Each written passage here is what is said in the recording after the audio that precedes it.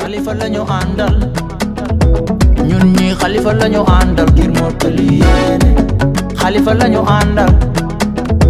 ñun ñi Khalifa lañu àndal ngir Mottali yéene moom lañ bëgg mag ñi moom lañ bëgg ndaw ñi moom lañ bëgg ndax moom réew mi la bëgg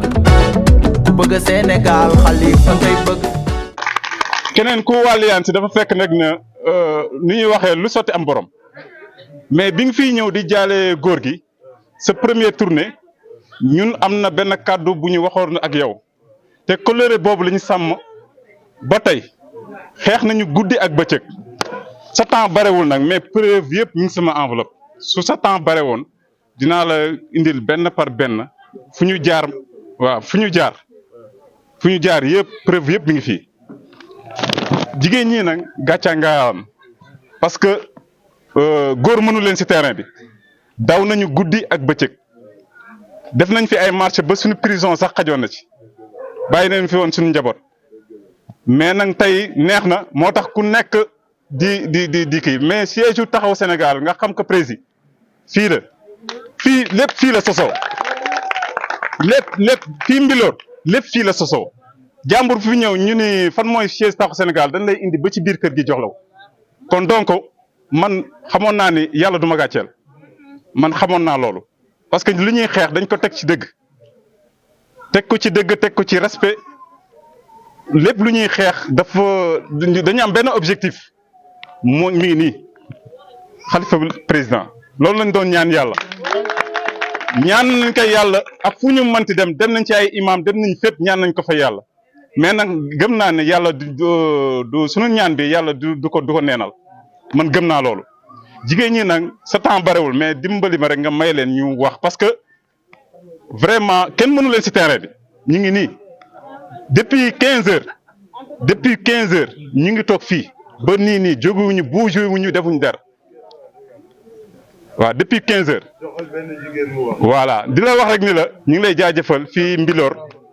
asalaamaaleykum wa rahmatulah maa ngi nuyu ñëpp di ziar ñëpp waaw man maa ngi tudd Fatma Dia madame Mbodj musuma wax nag si politique mais tey moom damay wax parce que sama mbokk ñëw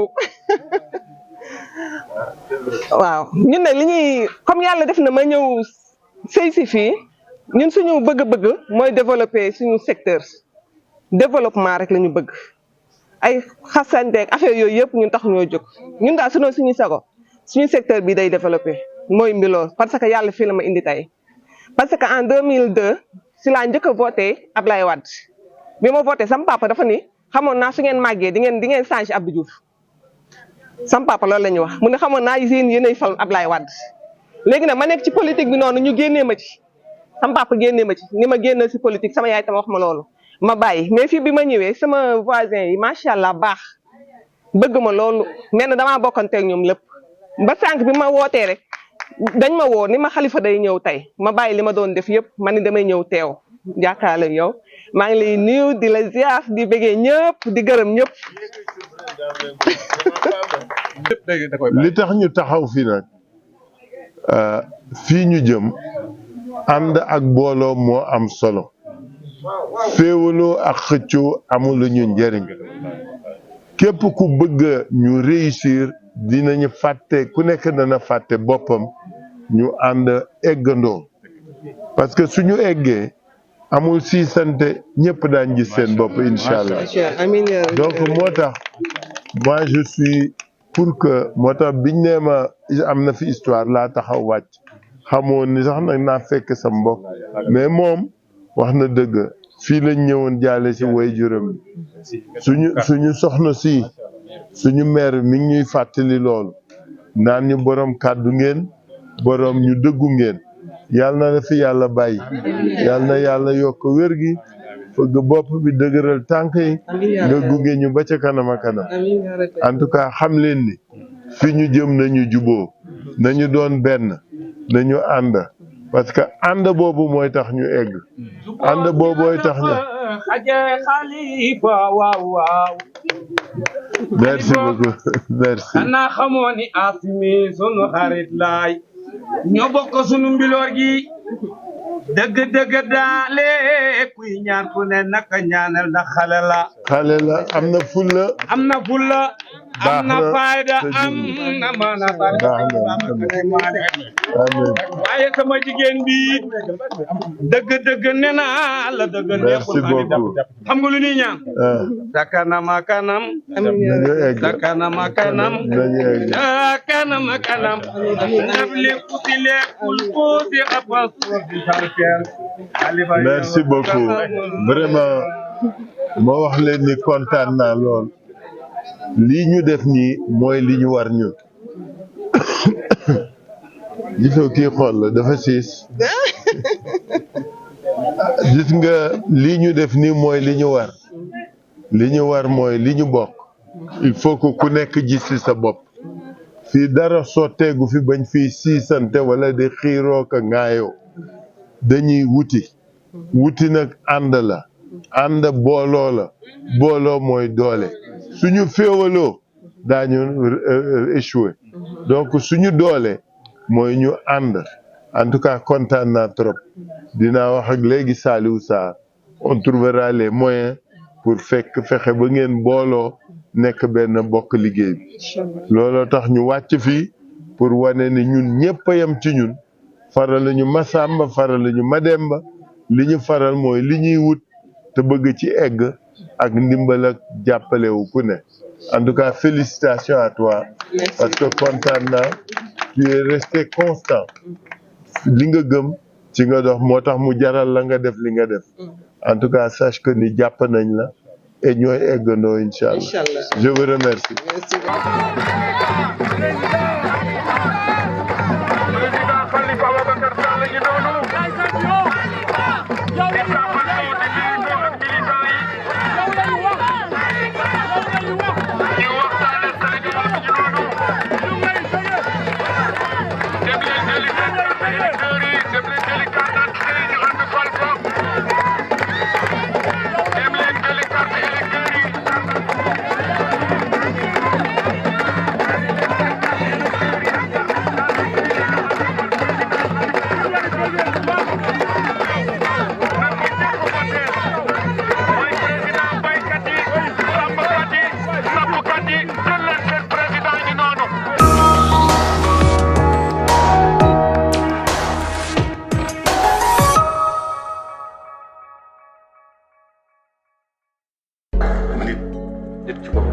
yar ko faj ko jàngal ko xamal ko dundal ko jox ko ba dundam neex mu am conscience ni moom nit la bu nite. Xalifa lañu àndal ñun ñi xalifa lañu àndal ngir mottali yéene. Xalifa lañu àndal